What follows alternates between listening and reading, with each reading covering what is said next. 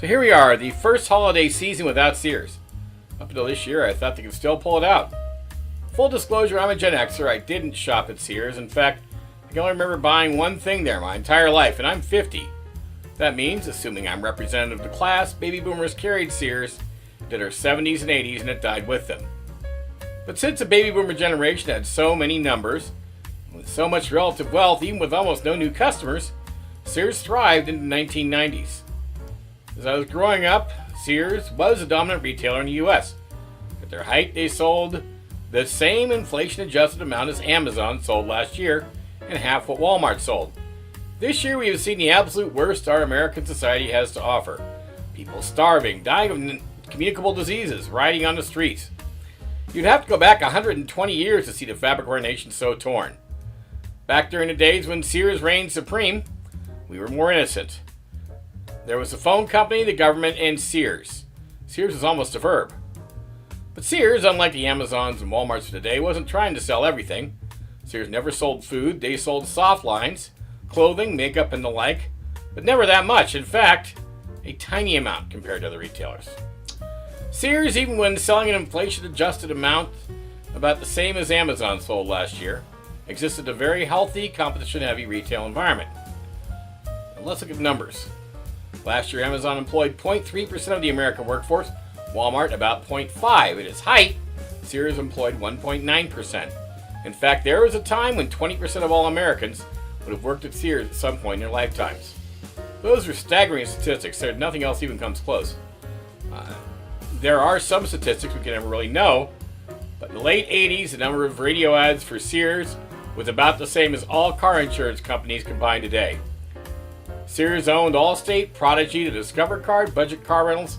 Sears not only sold more appliances under its own brand name, Kenmore, it also sold more competing Whirlpool appliances than anyone else. But that is not really important. Would anyone really care tomorrow if every Walmart became an Amazon Mart? Not really. And they had a lot of problems. Racism charges swirled around all parts of the company for years, and at one point St. Louis had not one black Sears employee, a number that would be impossible to explain. Allstate redlined and used other tactics to avoid writing policies to black customers, and then there are the famous lawsuits, including a 25-year suit brought on by a former employee claiming that his patent lawyer was paid off by Sears to steal his idea for a modern ratchet. And he won, by the way. But Sears is America, or it was America, and deserves to be remembered. So let's start at the beginning. Richard Sears was kind of a janky businessman. He would have been called a snake oil salesman then. He bought a pile of broken watches and fixed them up and sold them where he worked in 1886. That worked well, and 2 years later, with partner Alva Roebuck, started the R.W. Sears Watch Company catalog, which became Sears and Roebuck in 1893. In the beginning, the catalog sold a lot of junk, stuff inventors would make, weight loss machines, and depression tonics. That was Sears' specialty. Clearly, Roebuck was more interested in creating a real concern, but Sears went out and bought it as partner. The split was amicable, and Roebuck officially just said he could, quote, not keep up with Sears. A few more years go by, and investor Julius Rosenwald began buying substantial portions of the fledgling company, and little by little, added quality lines and phased out the junk. In fact, in reality, Sears should have legitimately changed its name to Rosenwald's. But in the early 1900s, that was not going to happen. And it is important to note, however, that everything that made Sears grow and thrive, from a product to service perspective, could be entirely credited to Rosenwald. The legacy is really his. Rosenwald used distribution centers and connected to all major rail yards and offered a sort of credit to customers. There were no credit cards, and checks would take weeks to get paid on and would have substantial processing charges, but the U.S. Post Office had COD service. Since USPS mail and parcels delivered to every address, Rosenwald cut delivery times in half by allowing his customers to pay the mailman in cash or cash on delivery. In rural areas, without department stores or dealers of durable goods, this allowed people to buy things with delivery in as little as 1 week, whereas just a decade before, that same order might have taken 6 months to arrive, truly making Sears the Amazon of its day. Oddly, in those days, electronics, tools, gadgets were by far the most profitable items.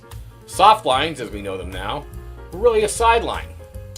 Women made the shopping decisions, so Sears would carry some goods aimed at them, but this was not really their specialty, and by the 1920s, Sears began to open stores, with over 300 by the time Rosenwald would leave in 1935.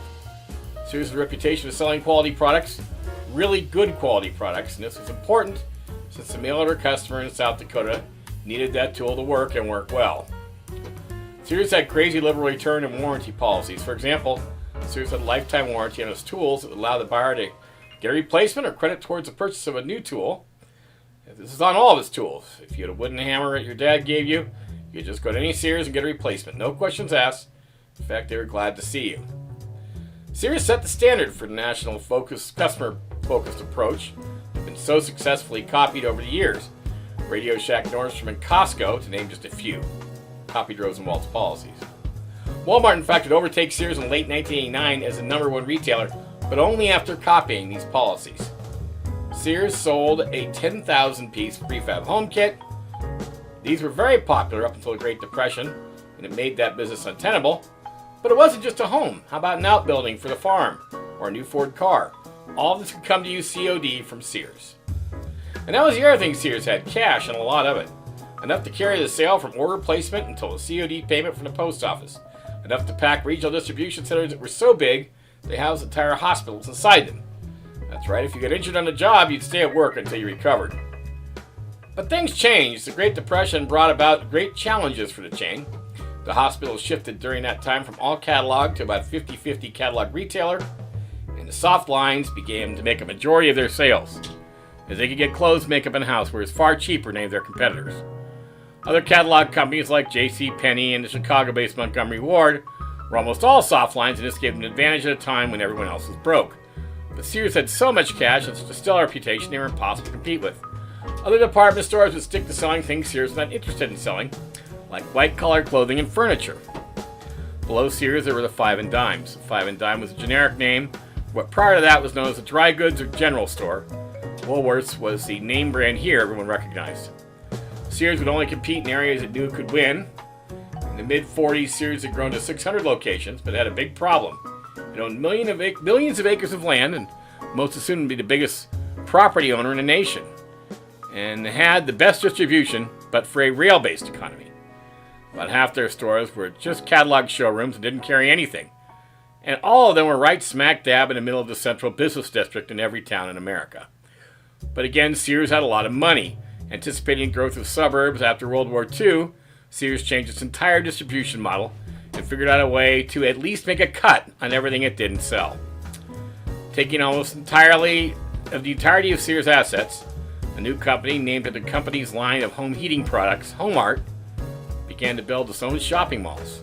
Between 1965 and 1995, the company would build over 100 major indoor regional shopping malls. They could then lease out space to their competition and keep them in soft lines, leaving the very profitable durable goods to Sears. By this time, the company had also expanded into other areas, forming Allstate Insurance and many other smaller but very profitable ventures. Sears greatly overextended itself by buying and developing all this land, keeping the cash to pay policyholders with the second largest insurance company, inventing the credit card. Many people might say, well, Diners Club, American Express, MasterCharge, the Bank of America card, which we now know as Visa, were all around before the Sears card, and almost all department stores had a credit department where they would extend terms to customers. And all that was true, but those were charge cards and charge accounts. At the end of the month, the customer would get a bill where they were expected to pay in full by the following month. It was not uncommon for department stores to show up at the home of deadbeat customers and demand their clothes and towels back, but credit was for a specific type of purchase. To buy a suit for a funeral, or for a salesman to take a client out to dinner while waiting for his commission on the last order. You could say spruce up the house for that family visitor from out of town, but that was it. Even a $100 purchase of any sort on credit was nearly unheard of. But with the baby boom came a need for dishwashers, clothes washers, bigger refrigerators, televisions, tires. Now for 2 cars, not just one. Sears decided they could control manufacturing and profit just by lending the customer the money they need to get those things themselves. Since they made the money from both the sale and the interest, they controlled both sides of the equation and eliminated most of the competition. By 1969, they had pretty much had a monopoly on durable goods. They sold the most in every category they sold. But in the shadows, the Five and Dime had become Kmart. The pennies had copied Sears' model, taking advantage of any weakness it had in its product offerings. Plus now, 40% of U.S. households had a Sears card. and Sears was having to find a way to justify billions in loans to their shareholders every quarter. Sears had become so big, the three major regions, west, north, and south, all began to operate stores in their own way. And the legal bills from patent lawsuits, product liability, and collecting money in bankruptcy court were becoming crippling. Sears was also drunk with staffing. It seemed they employed everyone, even though it was really only about 2% of the U.S. population.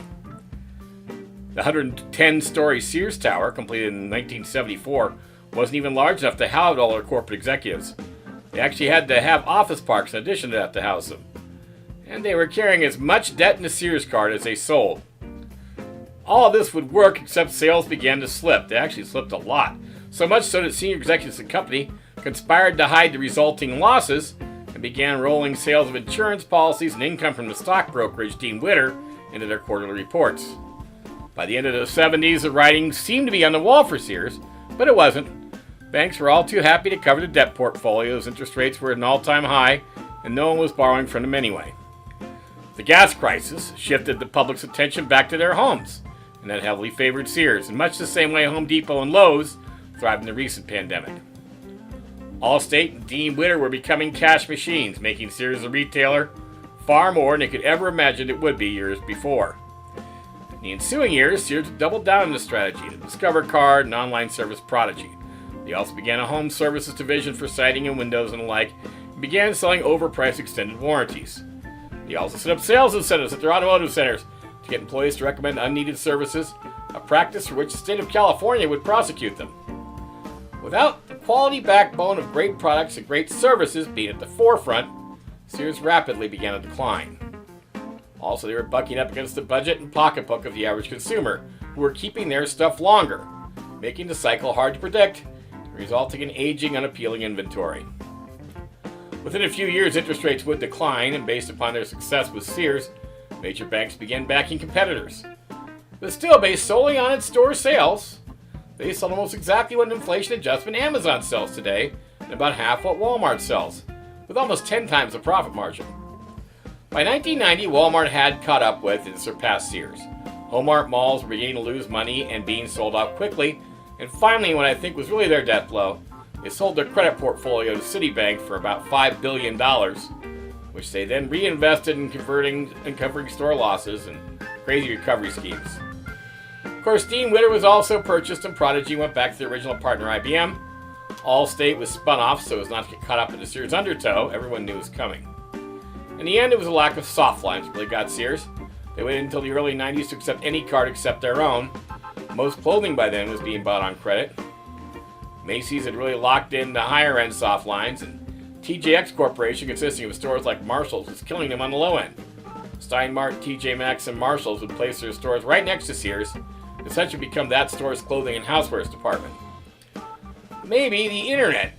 Yes, the internet could save them.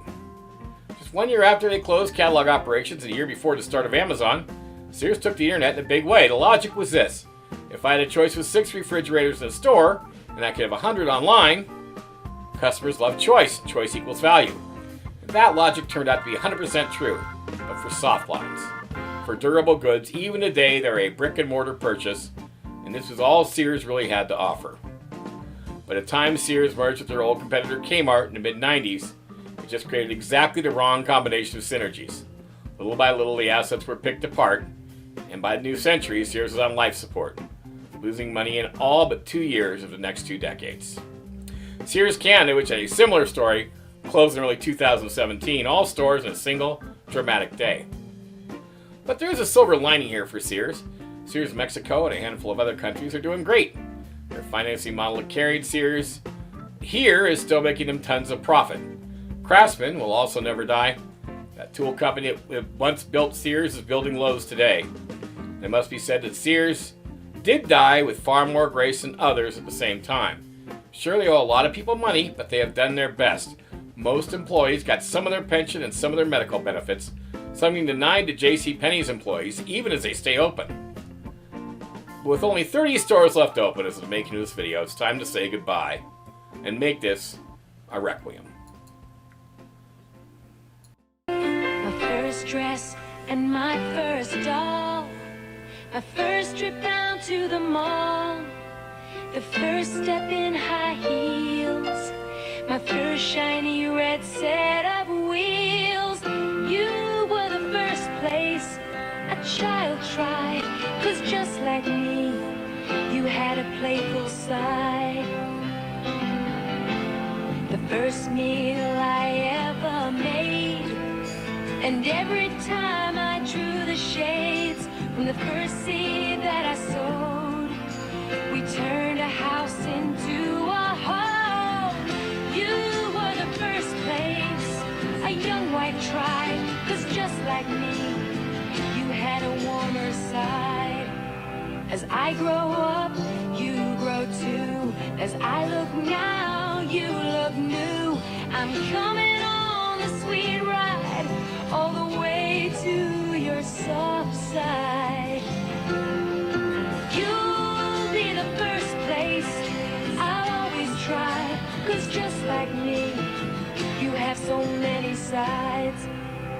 Come see the many sides of Sears.